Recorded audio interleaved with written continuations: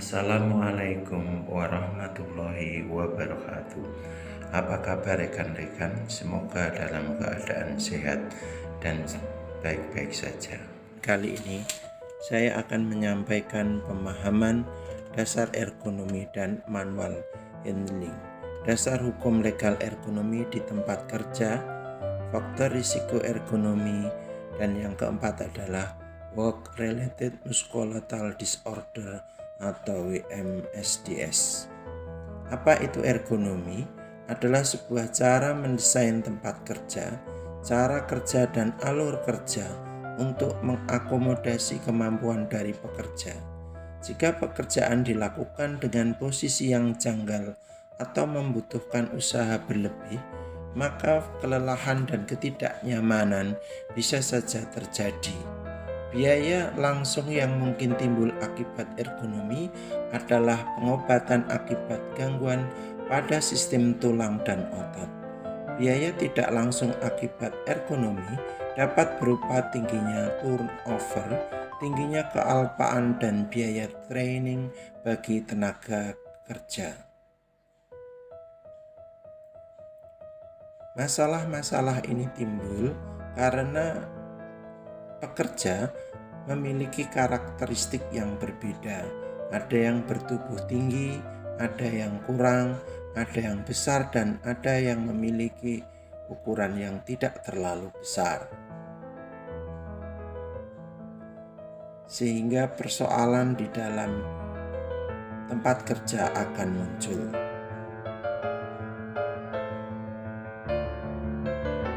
Apa itu ergonomi? Ergonomi juga bisa didefinisikan sebagai studi pada masalah manusia dalam menyesuaikan kondisi lingkungannya, atau lebih spesifik ilmu yang mempelajari adaptasi kondisi kerja agar sesuai dengan individu pekerja. Ergonomi sendiri berasal dari bahasa Yunani, yaitu ergo yang berarti kerja, nomix yang berarti hukum yang berkaitan dengan pekerjaan atau mengukur pekerjaan, sehingga ergonomi bisa juga disebutkan sebagai penyesuaian pekerja terhadap individu atau pekerjanya. Mengapa harus belajar ergonomi?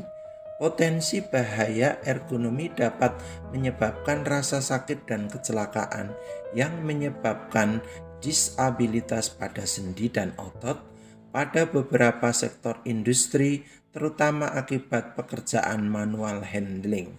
Beberapa survei menyebutkan 40% pekerja konstruksi mengalami nyeri sebagai masalah utama. Hal tersebut menghambat produktivitas dan jika tetap dilanjutkan dapat menyebabkan disabilitas dan berakhirnya pekerjaan. Tujuan ergonomi adalah menurunkan risiko cedera dan penyakit, meningkatkan kinerja dari pekerja, menciptakan sistem kerja yang aman, menciptakan tempat kerja yang nyaman, meningkatkan kualitas hidup dan produktivitas kerja. Aspek ergonomi di tempat kerja. Yang pertama adalah aspek fisik dan fisiologis, meliputi work environment, antropometri, biomechanics, posture of work, dan yang lain sebagainya. Kemudian aspek psikologis meliputi mental workload, mental fatigue, dan aspek yang lainnya.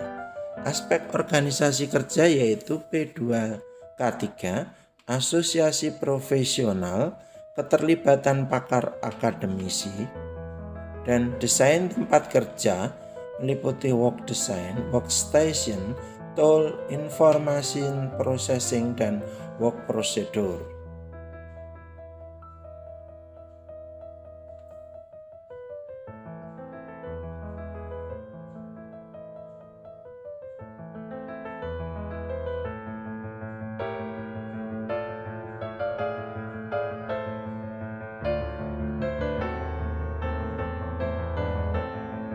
Dasar hukum ergonomik di tempat kerja adalah Undang-Undang Nomor 1 Tahun 1970 tentang Kesehatan Kerja, Pasal 3 menyebutkan dengan peraturan perundang-undangan ditetapkan syarat-syarat keselamatan kerja untuk yang pertama adalah memperoleh keserasian antara tenaga kerja, lingkungan kerja, dan proses kerjanya. Pasal 9, pengurus diwajibkan menunjukkan dan menjelaskan pada tiap tenaga kerja yang baru tentang huruf A dan B, kondisi-kondisi dan bahaya-bahaya serta yang dapat timbul dalam tempat kerja, cara-cara dan sikap yang aman dalam melaksanakan pekerjaan.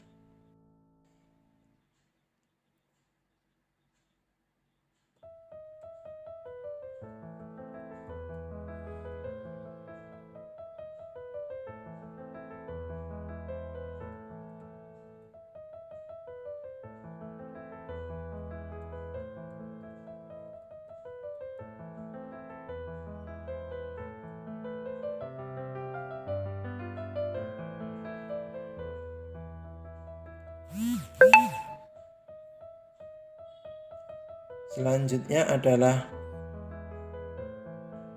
dasar hukum ergonomi di tempat kerja adalah Permenaker nomor 5 tahun 2018 tentang K3 lingkungan kerja, pasal 23 ayat 2 menyebutkan bahwa potensi bahaya faktor ergonomi meliputi cara kerja, posisi kerja, dan postur tubuh yang tidak sesuai saat melakukan pekerjaan, desain alat kerja dan tempat kerja yang tidak sesuai antropometris tenaga kerja, pengangkatan beban yang terlalu berlebihan tidak sesuai dengan kapasitas kerja.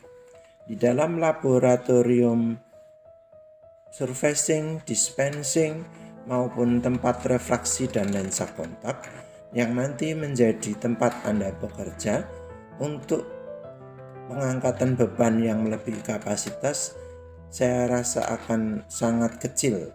Tetapi untuk cara kerja dan desain ini akan banyak kita temui.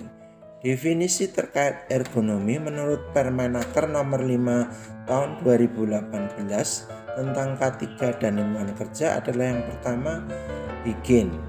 Usaha kesehatan preventif yang menitik beratkan kegiatannya kepada usaha kesehatan individu maupun usaha pribadi hidup manusia. Yang kedua adalah sanitasi.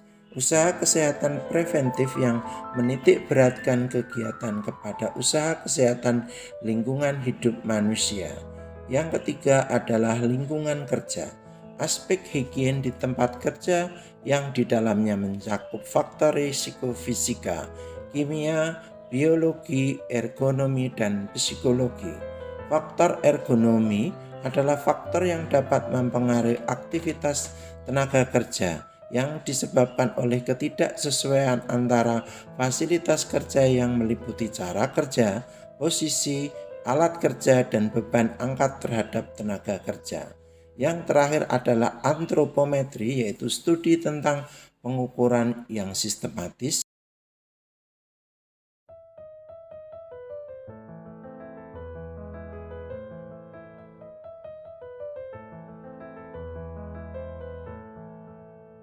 Manual handling adalah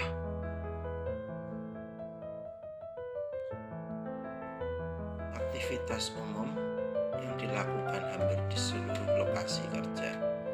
Manual handling termasuk mengangkat, menurunkan, menarik, mendorong, membawa, berpindah, dan menahan suatu benda. Faktor risiko pekerja, faktor risiko pekerjaan, dan faktor risiko lingkungan yang terdiri dari iklim,